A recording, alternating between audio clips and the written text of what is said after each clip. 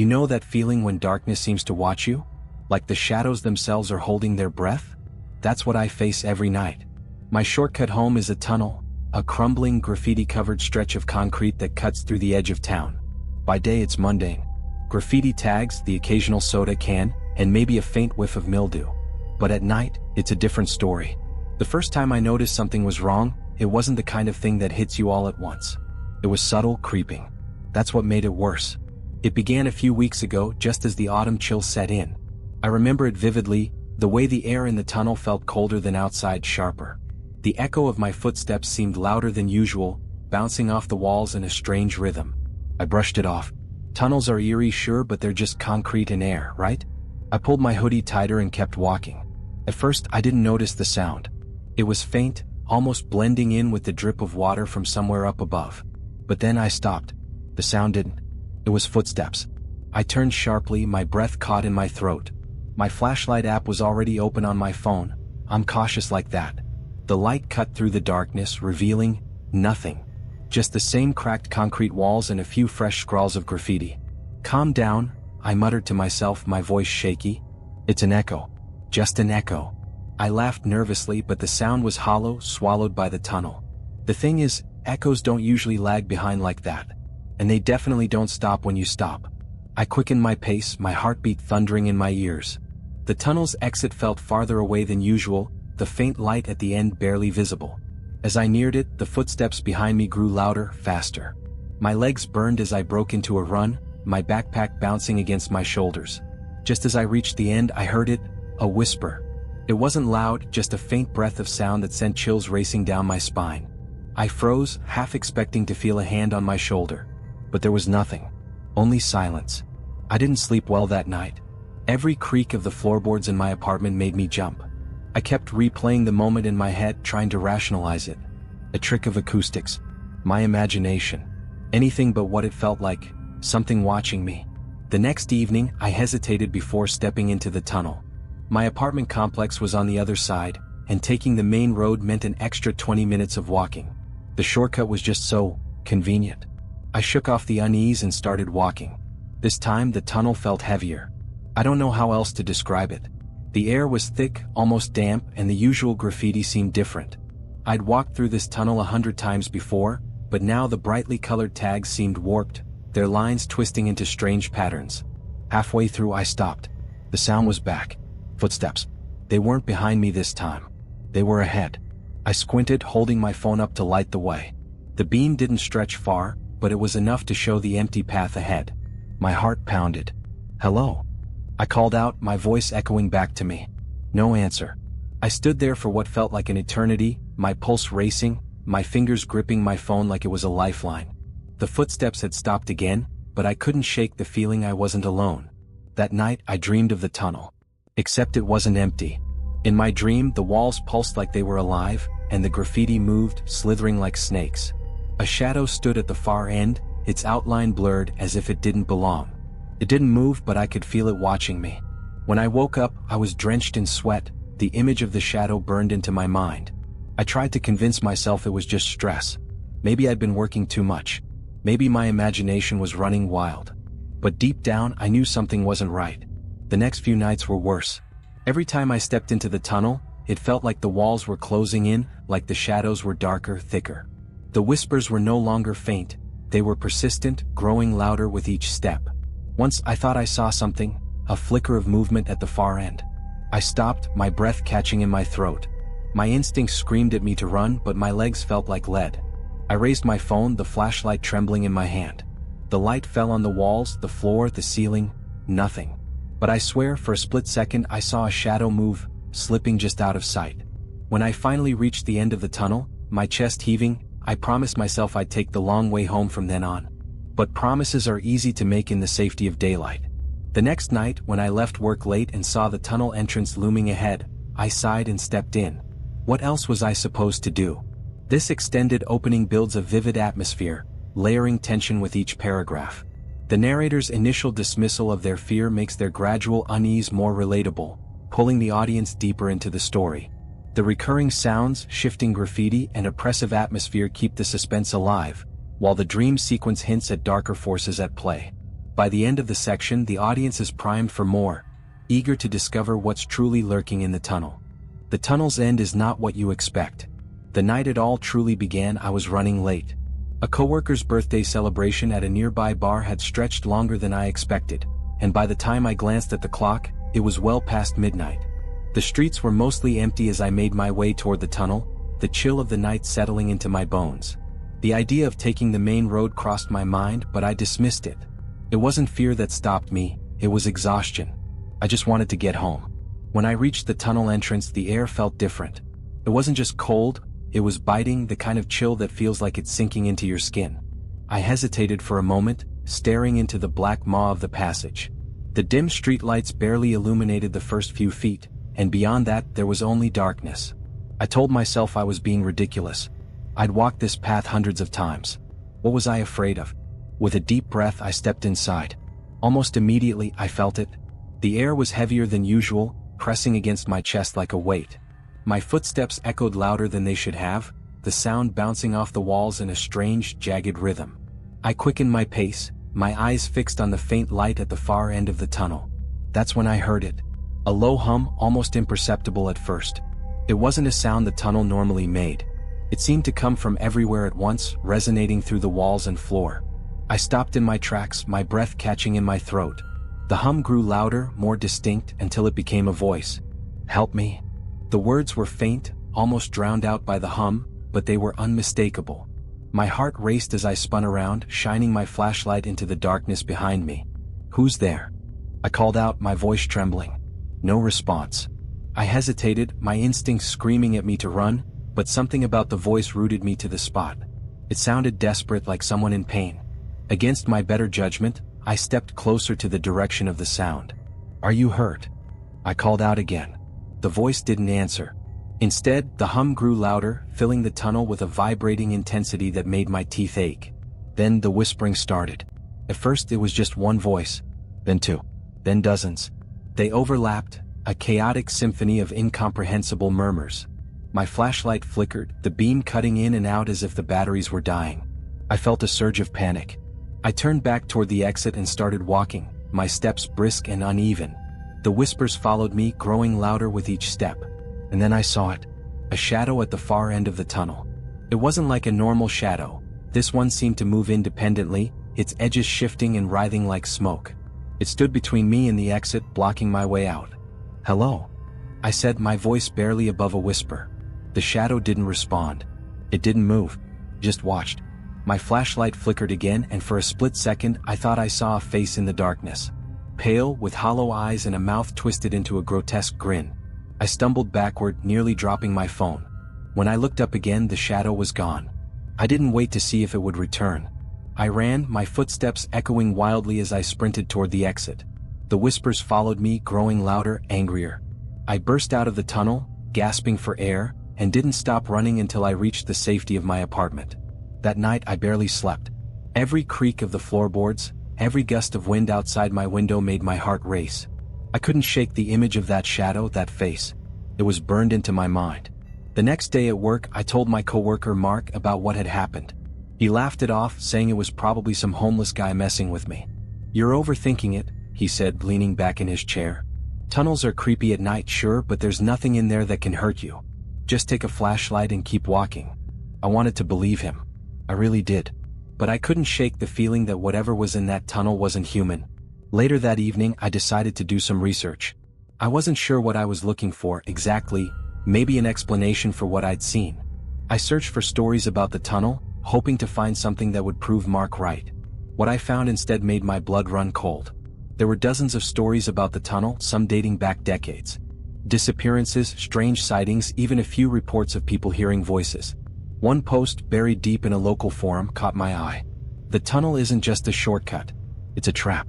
If you hear the whispers, don't stop. Don't turn around. Just keep walking. And whatever you do, never go back." I stared at the screen, my stomach twisting into knots. The user who posted the message had deleted their account, and there was no way to contact them for more details. That night, I stood at the entrance to the tunnel, my flashlight in one hand and my phone in the other. The air felt colder than ever, the darkness inside almost impenetrable. I thought about the forum post, about the voice I'd heard, about the shadow. My instincts told me to turn back, to take the main road and never step foot in that tunnel again. But something about it drew me in. Maybe it was curiosity, or maybe it was something deeper. Either way, I took a step forward. And then another. This section takes the eerie atmosphere established in the opening and pushes the story into a full-blown supernatural mystery. The introduction of the shadow and the whispers escalates the tension, while the forum post introduces an ominous layer of forewarning, pulling the audience further into the narrative. By ending with the narrator stepping back into the tunnel, this section creates a powerful cliffhanger, setting the stage for the next part of the story. Escalating tension. When I stepped into the tunnel again, the air seemed heavier than ever, pressing against my chest like a weight. It felt as though the tunnel itself was alive, like I had stepped into the belly of some vast, unseen creature. The darkness was thicker now, swallowing the faint light from my phone's flashlight almost immediately. I kept my steps slow and deliberate, my ears straining for any sound that might hint at movement. But the silence was deafening. Even my footsteps seemed muted, absorbed by the oppressive void around me. I had walked this tunnel countless times, but that night, it felt endless. The exit, usually visible as a faint pinprick of light, was nowhere to be seen. My heart began to race. About halfway through, I saw them, the markings on the walls.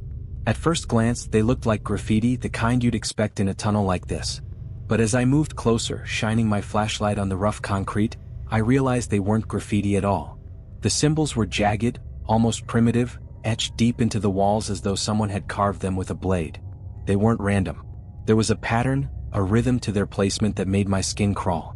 Spirals, intersecting lines, and crude figures that looked like distorted human shapes. Some of the symbols were smeared with what I prayed was red paint, but deep down, I knew better. The whispers started again. Soft at first, just faint murmurs that seemed to come from the walls themselves. But as I continued walking, they grew louder, more insistent.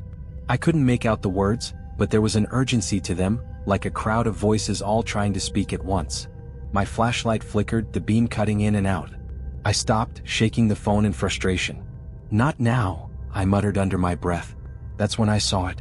A figure at the edge of the light. It was barely visible, just a shadowy outline against the darkness. But it was there, standing completely still.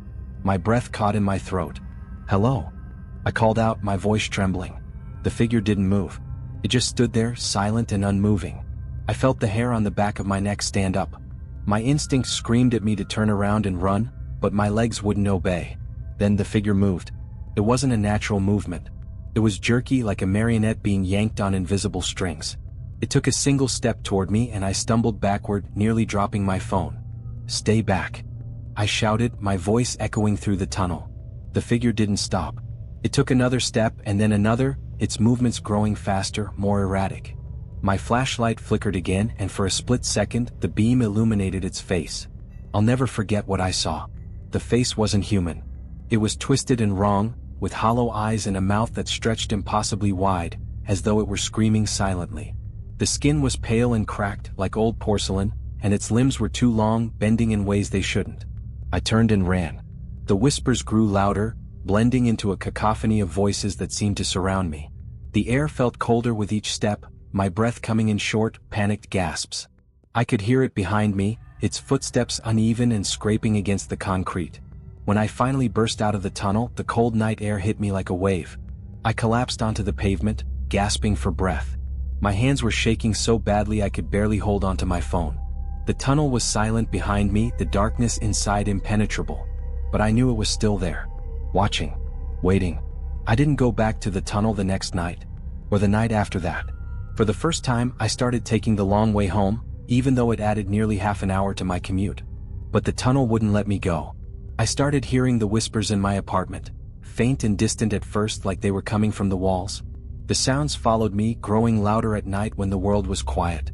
One night, I woke up to find the markings on my bedroom wall.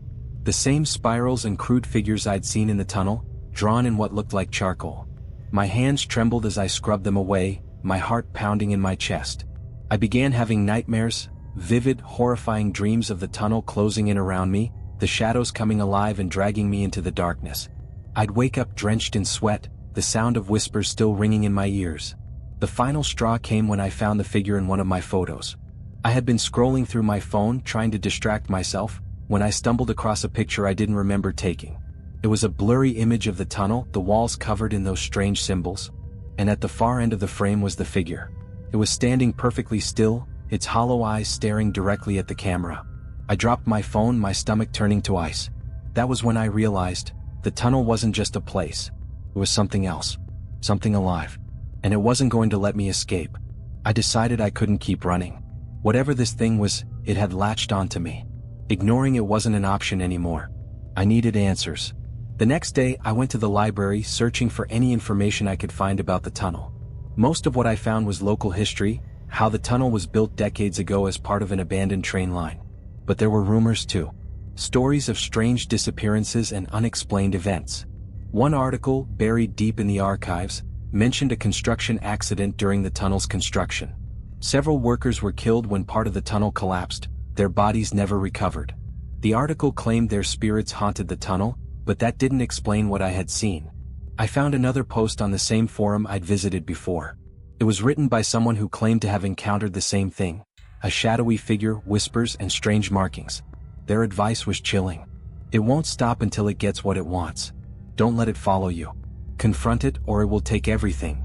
By the end of this section, the tension is at a boiling point. The narrator is no longer just experiencing random supernatural events, they're being actively haunted and stalked by the tunnel. The combination of visual and auditory horror, coupled with the escalating personal stakes, keeps the audience on edge, craving resolution. The stage is set for the climactic confrontation, with the narrator preparing to return to the tunnel to confront the shadow and uncover the truth. The climax. I waited until nightfall. Returning to the tunnel during the day felt wrong. Whatever this thing was, it thrived in the dark. Confronting it in broad daylight would be like trying to fight a ghost with your eyes closed. No, I needed to face it on its own terms. The walk to the tunnel felt different this time. My fear had dulled into a cold, grim determination. I wasn't just scared anymore, I was angry. Angry at whatever had invaded my life, taken my sleep, and etched its madness onto my walls. When I reached the entrance, I hesitated. The tunnel loomed before me, its darkness deeper than I remembered, like a black hole swallowing the faint light of the street lamps. My instincts screamed at me to turn back, but I silenced them. I stepped inside. The air was colder than I'd ever felt it, biting at my skin like needles. My footsteps echoed in strange, uneven patterns, as though the tunnel itself was mimicking my movements. I kept my flashlight steady, its beam cutting a narrow path through the oppressive darkness. The symbols on the walls were more vivid now, their lines glowing faintly, as if etched with some kind of bioluminescent ink. They pulsed rhythmically, almost like they were breathing. The whispers began almost immediately. They were louder than before, no longer faint murmurs but full sentences spoken in languages I didn't understand. The words overlapped, creating a cacophony of sound that made my head pound. I pressed forward, my breaths coming in shallow gasps. "Come closer," a voice whispered, clear and distinct above the others. It was soft and feminine, almost soothing. But there was something wrong about it, an undercurrent of malice that sent chills down my spine. I stopped, shining my flashlight into the darkness ahead. "Who's there?" I demanded, my voice shaking. There was no response, only the sound of my own breathing and the relentless whispers. Then I saw it.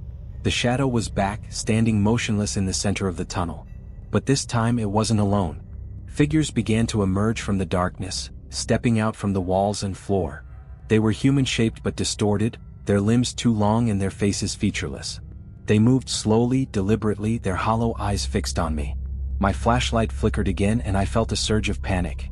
"No," I whispered, shaking the phone. "Not now." The beam cut out entirely, plunging me into complete darkness.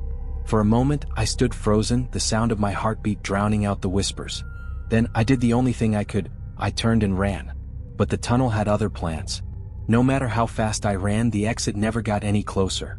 The walls seemed to stretch endlessly, the light at the far end shrinking until it was no more than a pinprick. The whispers grew louder, turning into screams. They weren't just in my head anymore, they were everywhere, surrounding me, battering me from all sides. I tripped and fell, the cold concrete scraping against my palms.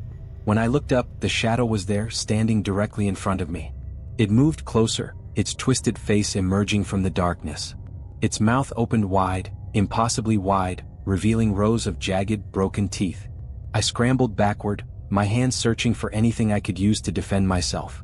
My fingers brushed against something cold and metallic, a piece of rebar likely left behind from the tunnel's construction. I grabbed it and swung wildly. The shadow recoiled, its body rippling like smoke. I didn't stop.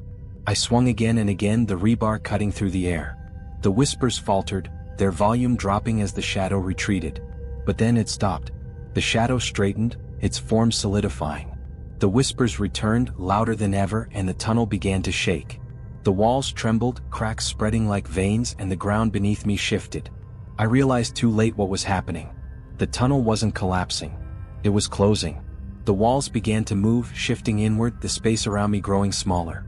The shadow advanced, its limbs stretching toward me like tendrils. I swung the rebar again, but this time, it passed through the shadow harmlessly. No! I screamed, scrambling to my feet. I turned and ran, the tunnel narrowing around me. The air grew colder, the whispers deafening. The light at the end of the tunnel was gone now, replaced by an endless void. But then I saw it, a door. It was old and wooden, completely out of place in the concrete tunnel. It stood in the middle of the passage, its surface covered in the same glowing symbols as the walls. I didn't think. I just ran toward it. The shadow was right behind me, its tendrils brushing against my back. I reached the door, throwing it open and stumbling through. The whispers stopped. For a moment I thought I was safe, but when I looked around my heart sank. I was back in the tunnel. This time the tunnel was different. The walls were smoother, the symbols more vivid. The air was suffocatingly still, and the darkness was absolute. The shadow was gone, but I wasn't alone. Figures began to emerge from the walls, dozens of them, their hollow eyes glowing faintly. They surrounded me, their movements slow and deliberate. "You shouldn't have come back," one of them said, its voice echoing unnaturally. I tried to speak, but no words came out. The figure stepped closer, its form shifting and blurring. "This place is a doorway," it said. "A bridge between worlds. And now you're part of it." The other figures moved closer, their hands reaching for me. I swung the rebar wildly, but it was useless. Their hands gripped my arms, my legs, pulling me down into the darkness. As I was dragged into the floor, the whispers returned, louder than ever. They weren't angry anymore. They were laughing. And then there was nothing. This climactic section is the most intense part of the story, escalating the tension to its breaking point. The tunnel is revealed as a living, malevolent entity, its true nature far more horrifying than the narrator imagined. The frantic chase, the confrontation with the shadow, and the final, surreal reveal all work together to create a sense of overwhelming dread. The audience is left with a lingering question. What was the tunnel, and why did it target the narrator? This ambiguity amplifies the horror, making the story stick in the viewer's mind long after it ends. The ending? I woke up in my bed. For a brief moment, I thought it had all been a nightmare. The whispers, the shadow, the suffocating darkness. It felt distant, like a bad memory slipping away in the light of morning. My heart was still racing, but the familiar sight of my room gave me a flicker of relief. But then I noticed the air. It wasn't the crisp, fresh air of morning. It was damp, cold, and heavy like the air inside the tunnel. My chest tightened as I sat up, glancing around the room. The walls were wrong. They were covered in symbols, those same glowing, pulsating marks I'd seen in the tunnel. They crawled across the surface, twisting and shifting as though they were alive. My breath caught in my throat. This wasn't my apartment. I scrambled out of bed, the floor cold and unyielding beneath my feet. The door to my bedroom was ajar, faint whispers seeping through the crack. I reached for my phone on the nightstand, but it wasn't there. "Hello?" I called out, my voice trembling. The whispers didn't answer. They grew louder, blending into an incomprehensible chorus. I moved toward the door, my hand shaking as I pushed it open. What I saw on the other side made my stomach drop. The hallway outside wasn't the one I knew. It was the tunnel.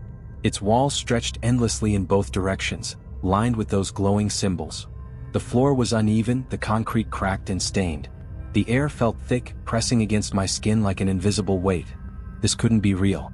I turned back to my bedroom, but the door was gone. In its place was a solid wall, the symbols twisting and shifting across its surface. Panic surged through me as I slammed my fists against the wall, screaming for help. The whispers grew louder, mocking me. I don't know how long I stood there, screaming and pounding on the wall. Eventually, my voice gave out, leaving me hoarse and shaking. The whispers had quieted again, fading into a faint murmur in the background. I had no choice but to move forward. The tunnel stretched endlessly ahead of me, its darkness impenetrable. My bare feet scraped against the cold concrete as I walked, the faint glow of the symbols my only source of light. Every so often I'd hear something, a faint rustle, a soft thud, or the distant sound of footsteps. I'd stop, holding my breath, straining to see through the gloom. But nothing ever appeared. Then, after what felt like hours, I saw a flicker of light ahead. It was faint, barely visible against the darkness, but it was there. I quickened my pace, hope swelling in my chest. As I drew closer, the light grew brighter, resolving into the shape of a door. It was the same door I'd seen before, old and wooden, its surface covered in glowing symbols. But this time, the door was open, and beyond it was a warm, golden light. I hesitated, my mind racing. This could be another trick, another trap. But what choice did I have? The tunnel was endless, and the door was the only way out. Taking a deep breath, I stepped through. I found myself in a small, dimly lit room. It was stark and featureless, the walls smooth and gray, the floor polished to a mirror-like shine. The only source of light was a single bulb hanging from the ceiling, casting long, flickering shadows. In the center of the room stood a figure. It was human-shaped, but its edges were blurred, like smoke trapped in the outline of a body. Its face was blank, featureless, yet I could feel its gaze boring into me. "You shouldn't be here," it said, its voice a low, resonant hum that vibrated through the air. "What do you want from me?" I asked, my voice shaking. The figure tilted its head as though considering the question. "You crossed the threshold," it said. "You saw what you weren't meant to see. Now you belong to it." "Belong to what?" I demanded. The figure didn't answer. Instead, it raised a hand, its shadowy fingers extending toward me. The air grew colder, the light dimming as the figure moved closer. "You have a choice," it said. "Stay and become part of the tunnel. Or take its place." My mind reeled. Take its place? What does that mean? The figure didn't respond. Instead, it stepped aside, revealing a second door behind it. This one was different, sleek and metallic with no visible handle. Through there, it said, is freedom. But the tunnel must have a keeper. One who watches. One who waits. The realization hit me like a punch to the gut. If I walked through that door, I'd escape. But I'd be condemning someone else to the same fate, to the whispers, the darkness, the endless torment. I looked back at the figure, my hands shaking. Why me? The figure tilted its head again. You walked through. You heard the call. The tunnel chose you. I stood there for what felt like an eternity, my mind racing. The whispers had returned, faint and distant, as though they were waiting for me to decide. If I stayed, I'd be trapped here forever, becoming part of the tunnel, just like the others I'd seen. But if I left, someone else would take my place. "Do you accept?" the figure asked, its voice echoing unnaturally. I hesitated, tears streaming down my face. I thought about the life I'd leave behind, the people I'd never see again. And then I thought about the others, the ones who'd come before me, the ones who'd been trapped here for God knows how long. I can't, I whispered. The figure nodded, a faint flicker of light rippling across its form. Then it is done. Before I could react, the floor beneath me began to shift. The walls of the room stretched and twisted, the light flickering wildly. The whispers grew louder, merging into a deafening roar. I screamed as the darkness closed in around me, the air cold and suffocating. And then, just as suddenly as it began, it stopped. When I opened my eyes, I was standing at the entrance of the tunnel. The night was calm, the air crisp and cool. For a moment, I thought I had escaped. But then I realized I wasn't alone. Figures stood in the shadows, their hollow eyes watching me. The whispers returned, faint and familiar, echoing through my mind. I stepped into the tunnel, my footsteps silent against the concrete. The light at the far end flickered, beckoning me forward. This time I didn't hesitate. The ending leaves the audience with lingering dread, a mix of closure and mystery. The narrator's choice to stay ensures the tunnel's cycle continues, raising questions about the nature of the entity and the sacrifices it demands. The audience is left wondering, was there ever truly a way out? This conclusion ties the story together while leaving enough ambiguity to haunt viewers long after the video ends.